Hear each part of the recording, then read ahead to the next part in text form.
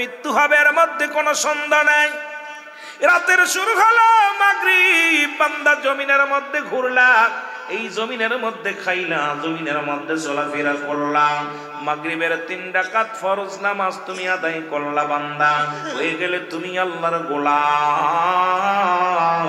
এখন মুসলমান শুনে নাও, এবার 2 রাকাত সুন্নাত নামাজ তুমি আদায় করলাম, সঙ্গে সঙ্গে তুমি হয়ে গেলে আমার নবীর প্রেমিক। এখন যদি রাতের মধ্যে তোমার মরণ হয়, তুমি হবে আমার রাসূলের প্রেমিক, আল্লাহর গোলাম। আর আল্লাহর গোলামদের কবরের টেনশন নাই, আল্লাহর গোলামের মরণের টেনশন নাই, আসরের টেনশন নাই, যদি নবীর প্রেমিক আল্লাহর গোলাম হয়ে মারা যায়। আজকে প্রতিজ্ঞা করব এই মাহফিল থেকে, আল্লাহ আমাদের নবীর প্রেমিক আল্লাহর গোলাম বানায়া দাও।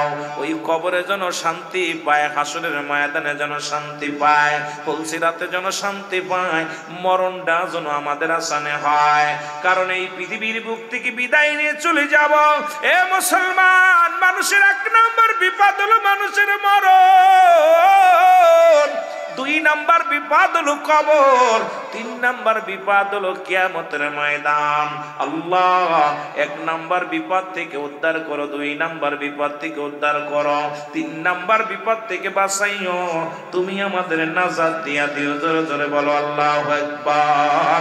আমার মরণ শিবে কখন কেউ তো জানি না, আমার আরো জোরে বলেন, আমার মরণ আসিবে কখন কেউ তো জানি না। এই আমি চলে যাব, আমায় তোমরা ভুইলা যাইও না, আমি চলে যাব, আমায় তোমরা ভুইলা যাইও না।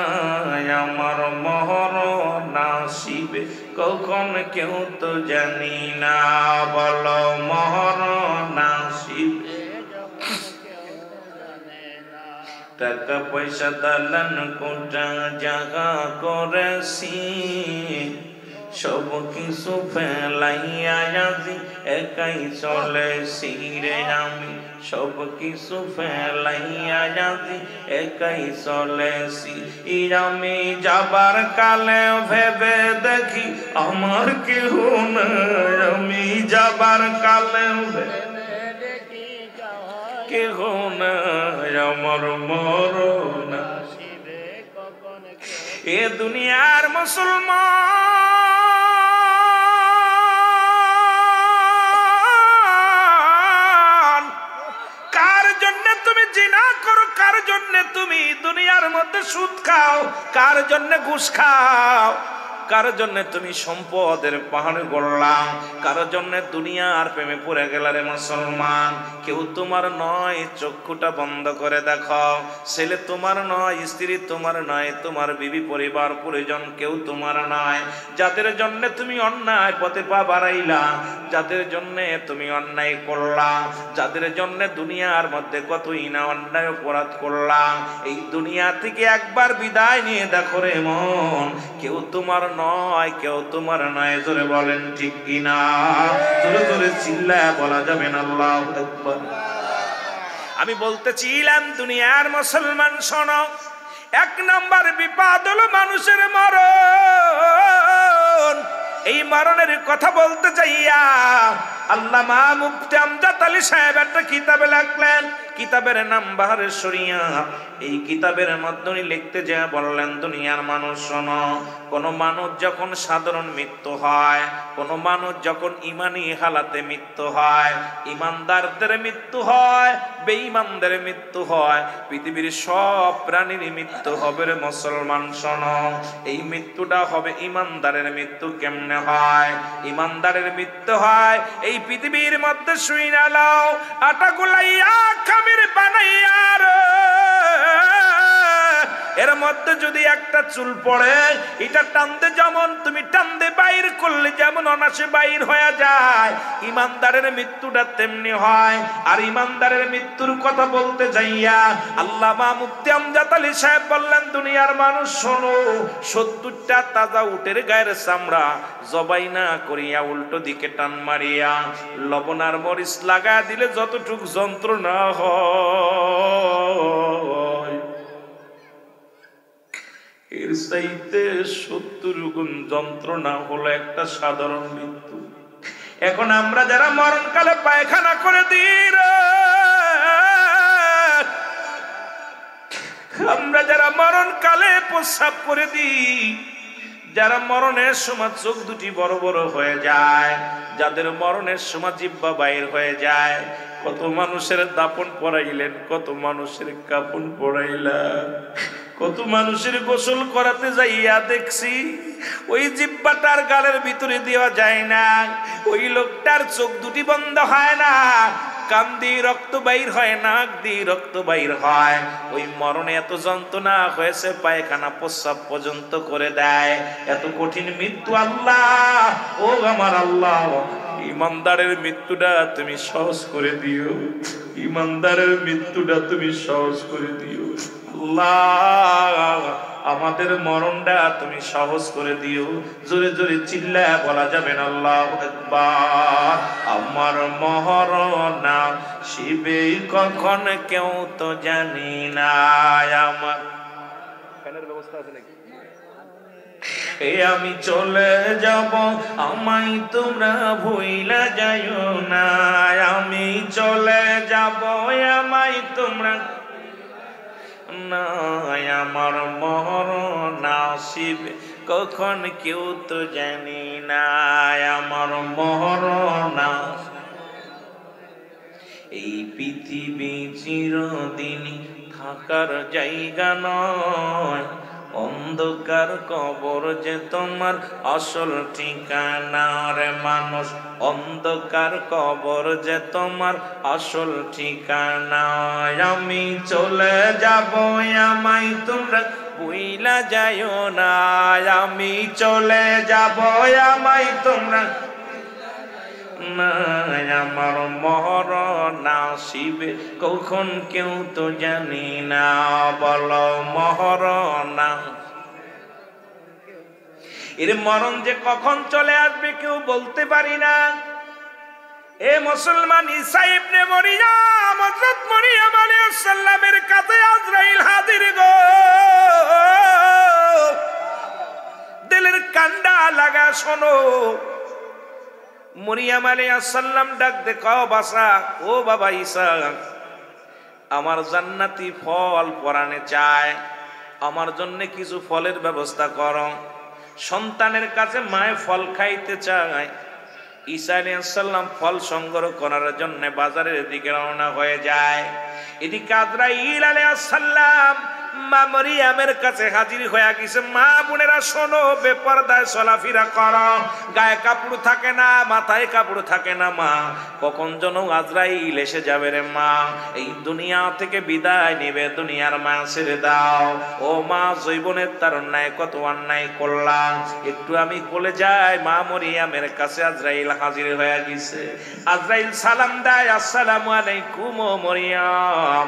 মরিয়ম কয়, ওয়ালাইকুম আসসালাম। তুমি কে গো বাবা? কয়, আমারে আপনি চিনবেন না, আমি হইলাম মালাকুল মাউত আজরাইল, এসেছি আপনার জানটা নেওয়ার জন্য। মরিয়ম আলাইহিস সালাম ডাকতে বলে, আজরাইল,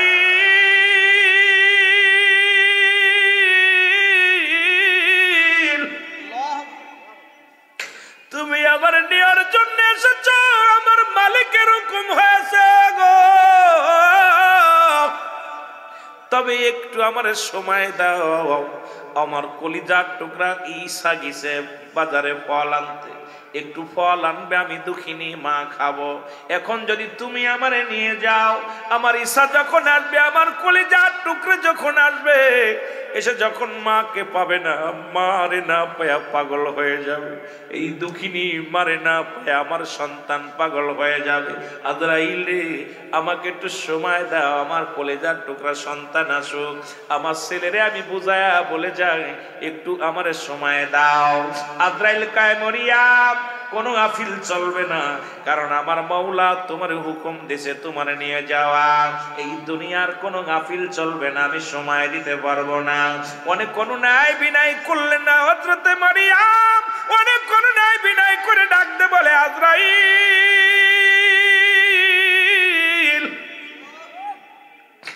আমাকে একটু সময় দে রে, আমার কলিজার টুকরা সন্তান যখন এসে দেখবে মা দুনিয়ায় নাই, ওই মায়ের প্রেমে পাগল হইয়া সন্তান পাগল পারাবার হয়ে যাবে।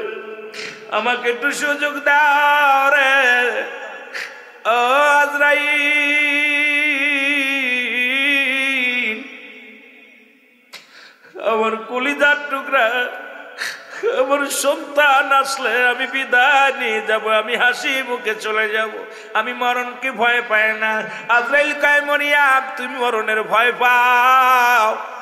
মরিয়াম কয় না না আমি ভয় পাই না, আমাকে যেতেই হবে, আল্লাহর হুকুম যেহেতু হয়েছে। আজরাইল কয় আমার এখনই নিয়ে যেতে হবে, সময় দিতে পারবো না। মা মরিয়াম কয় আজরাইল তাহলে নিয়ে যাও, আমি প্রস্তুতি আছি। মা মরিয়াম জানটা দেওয়ার জন্য প্রস্তুতি হয়ে গেলেন। এ মুসলমান শুনে নাও গভীর মনোযোগ, আজরাইল আলাইহিস সালাম রূহটা বাইর করে ফেলছে গো। আজরাইল আলাইহিস সালাম রূহটা বাইর করে ফেলছে। অনেকক্ষণ পরে মা মরিয়ামের কলিজার টুকরা সন্তান ঈসা আলাইহিস সালাম এসে দেখে মা জন্মদুঃখিনী ঘরের মধ্যে শুয়ে আছে। ঈসা নবী চিন্তা করছে মা এখন ঘুমাইছে, ডিস্টার্ব করা যাবে না, মাকে ডাক দিলেন না। ঈসা নবী সময় পার করলেন। অনেকক্ষণ পরে চিন্তা করে দুঃখিনী মা, যখন আমি বাড়ি আসতাম পায়ের কদমের শব্দ পাইয়া মা জেগে যাইত, আজকে কেন মা কথা বলল না, মা সালাম দিল না, মাকেও আমি সালাম দিতে পারলাম না, মাকে মার সঙ্গে আলিঙ্গন করে কথা বলতে পারলাম না, মা কি ঘুমাইছে নাকি চিরগম ঘুমাইছে? এখন যা দেখে মাকে ডাক দিছে মা, মা বলে ডাক দেয়। মরিয়াম আলাইহিস সালাম কথা কয় না।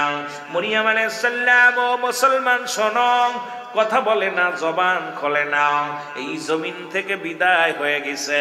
ঈসা নবী ডাক দে বলে আমার মালিক,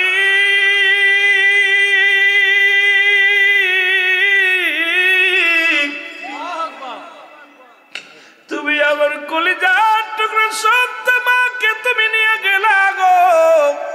ও আমার আল্লাহ, এই দুনিয়ার মধ্যে কারে আমি সান্ত্বনা, কে আমার সান্ত্বনা দিবে, কে আমার বুকে নিবে রে? দুঃখিনী মা বিদায় হয়ে গেছে। মা মরিয়াম কান্দে, মা মরিয়ামের কান্না, মা মরিয়ামের হারায়া হযরত ঈসা নবীর কান্না জমিনের মধ্যে অজার নয়নে কান্দে। ডাকতে বলে আল্লাহ তুমি মাকে নিয়ে গেলা, কে সান্ত্বনা দিবে, কে আমার চোখের পানি মোছায়া দিবে? আল্লাহ দেখি আমার মার সঙ্গে মা তো ফল চেয়েছিল, মা তো ফল খাইতে চেয়েছিল, আমি ফল এনেছি, কাকে খাওয়াইব? এই বলে আল্লাহ আমাকে সুযোগ দাও, আমার মাকে একটু জাগায়া দাও, আমি আমার মায়ের আমানতটা ফেরত দিই। আমার মা দুঃখিনী, ফল চেয়েছিল, ফল আনছি, আমি কারে খাওয়াবো? মাকে একটু জাগানোর সুযোগ দিয়ে দাও। আল্লাহ কয় ঈসারে সুযোগ দিয়ে দিলাম, ডাক দাও, তোমার মাকে ডাক দাও। ঈসা আলাইহিস সালাম মাকে ডাক দিলেন। ডাক দিয়ে বলে মা মা মা। মা মরিয়াম জেগে উঠলেন। উঠা পর ডাকতে বলে মা গো তোমার জন্য ফল আনছি। মরিয়াম আলাইহিস সালাম ফলটা হাতের মধ্যে নিলেন। মরিয়াম আলাইহিস সালাম যখন ফল হাতে নিলেন, ঈসা নবী ডাক দিয়ে কয় মা এই দুনিয়ার ফল আর তোমার কপালে নাই। মা গো দুনিয়ার শরিয়াতে আর তুমি জিন্দা নয়, এই দুনিয়া থেকে আমার এতিম বানায়া তুমি চইলা গেছো গো মা। আমি তোমাকে জাগাইছি শুধু একটা কথা জানার জন্যে, তোমার রূহটা আজরাইল কেমনে বাইর করেছে একটু জানতে চাই। যেহেতু তুমি একজন নবীর মা, তুমি একজন নেককার মহিলা, তুমি একজন আবেদ মহিলা, তোমার মতো নেককার মহিলার রূহটা কেমনে বাইর করলো, জানটা বাহির করলো আজরাইল, এটা শুধু আপনার কাছে জানতে চাই গো মা। মা মরিয়াম ডাকতে বলে বাবা আজরাইল আমার সঙ্গে ভালো ব্যবহার করে নাই, আমার রূহটা এত কষ্ট দিয়া নিছে, আমার দেহের মধ্যে যন্ত্রণা, সমস্ত গায়ের মধ্যে পুরা জ্বালা রে, আমি মরিয়াম সইতে পারি না। আমার আল্লাহ ডাক দিয়ে কয় আজরাইল রে যাও যাও,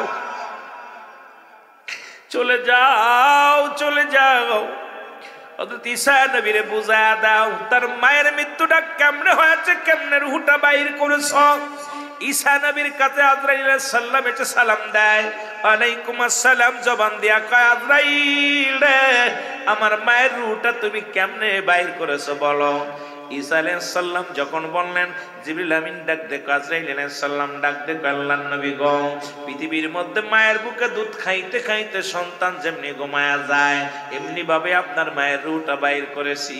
আপনার মাকে কোনো কষ্ট দিই নাই, শুধু আপনার মায়ের মাথার উপরে হাতখানা রেখেছিলাম, এত কষ্ট দিই নাই।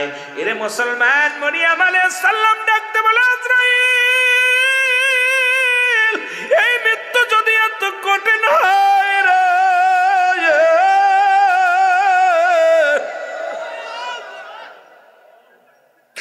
এই মৃত্যু যদি এত কঠিন হয়, যারা মরণকালে পায়খানা প্রস্রাব করে দেয়, যাদের জিহ্বা বাইর হয়ে যায়, যাদের এক অঙ্গ পড়ে যায়, তাদের মৃত্যুটা কত কঠিন হয়। এ দুনিয়ার মুসলমান শুনে নাও, শুনে নাও। এই জন্য ইমানদারের মৃত্যু আর বেঈমানের মৃত্যু। এখন আমাদের মধ্যে আজরাইল সবার রূহটা বাইর করার জন্য আসবে না, একমাত্র ইমানদার যারা, ইমানদারের রূহটা বাইর করার জন্য আজরাইল আসবে। বেঈমান তো রূহটা বাইর করার জন্য আজরাইল জমিনের মধ্যে নামবে না। ওই আসমানে জমিনের মধ্যে থাকে পা, আসমানের মধ্যে থাকে মাথা। আজরাইল যখন এমন একটা হুক্কার মারবে রে মুসলমান, এমন আজরাইল এত বড় দানব, সারা পৃথিবীর পানি যদি তার মাথায় ঢেলে দেয়া হয়, একটু পানি জমিনের মধ্যে গড়ায়া পড়বে না।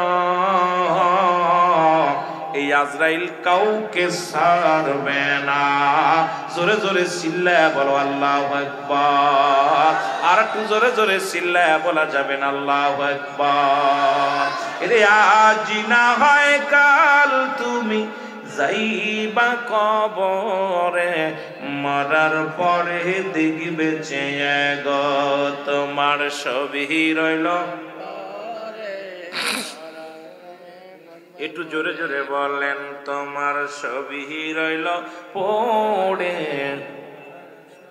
দেখিবে চেয়ে। এর ঘর করলা, বাড়ি করলা, সবই যাইবা ছেড়ে। ও ভাই জমি করলা, জায়গা করলা, সবই যাইবা ছেড়ে। মরার পরে দেখবে চেয়ে গো তোমার সবই রইল পড়ে, মরার পরে দেখবে চেয়ে গো। আজ না হয় কাল তুমি, আজ যাইবা খবরে, মরার পরে দেখবে চেয়ে গো তোমার সবই রইল।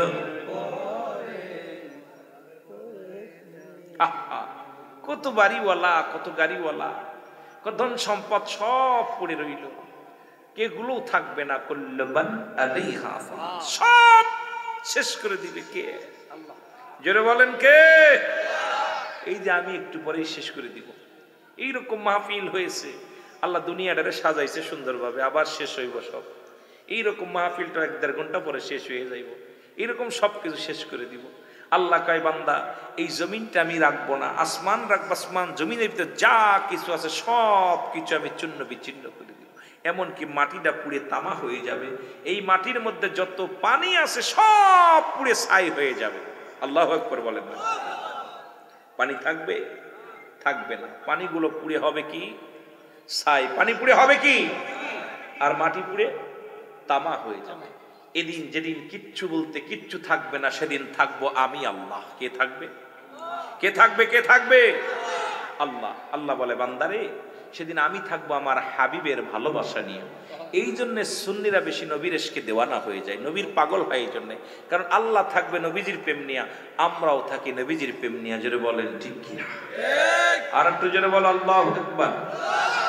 কষ্ট হচ্ছে আপনাদের? কষ্ট হচ্ছে?